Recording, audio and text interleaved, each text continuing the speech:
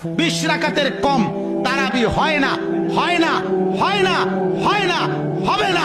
দৈন্তান নয় কান না, কি নয় কান না, দৈন্তান্ন মর্দিনান্ন না, দৈন্তান নয় কান। হ্যাঁ, 8 রাকাত যারা তারাবি পড়ে কিংবা বলে তাদের তারাবি আদায় হবে না। হযরত আয়েশা রাদিয়াল্লাহু আনহা তিনি বলেছেন যে নবী রমজান মাসে 11 রাকাত করে পড়তেন আর অন্যান্য মাসেও তিনি বলেছেন নবী পড়তেন 4 রাকাত করে। আমি এই রাকাতগুলোর দৈর্ঘ্য আর সৌন্দর্যের বর্ণনা দিতে পারবো না, তারপর আবারও পড়তেন 4 রাকাত।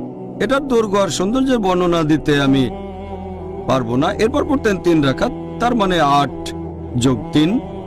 তবে যদি দেখেন বিভিন্ন প্র্যাকটিস সালাফি সালেহিনের পরবর্তী প্রজন্ম, তার মানে সাহাবীগণ, তাবেঈন, তাবেঈন, রেকর্ড ঘাটলে দেখতে পাবেন তারা পড়তেন 11 রাকাত, কেউ 13 রাকাত, কেউ 19 রাকাত, কেউ 23 রাকাত, কেউ 36 রাকাত, কেউ আবার 39 রাকাত পড়তেন। আর আপনি যদি পড়েন মুসান্নাফ ইবনে শাইবা খণ্ড নম্বর 2 পৃষ্ঠা নম্বর 165 ও 166 বলা হয়েছে যে তাবাইনগণ যখন রমজান মাসে কিয়ামুল লাইল পড়তেন, যেটাকে বলা হয় তারাবি, তারা পড়তেন 20 রাকাত। কোন কোন জায়গায় আছে তারা পড়তেন 36 রাকাত। এখন এই নামাজের রাকাতের কথা যদি বলতে হয়, নবী বলেছেন তোমরা 2 রাকাত করে যত খুশি নামাজ পড়তে পারো, তারপর পড়বে 1 রাকাত। আর আমি আগেও বলেছি সহিহ বুখারী হাদিস নাম্বার 472 খণ্ড নম্বর 1, আপনি যত রাকাত খুশি নামাজ পড়তে পারেন, প্রথমে 2 রাকাত পরে 1 রাকাত।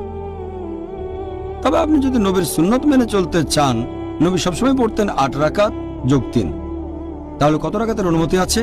আপনি যত খুশি পড়তে পারেন, 8, 10, 20, 36 সমস্যা নেই। তারপরে পড়বেন 3 রাকাত বেতর।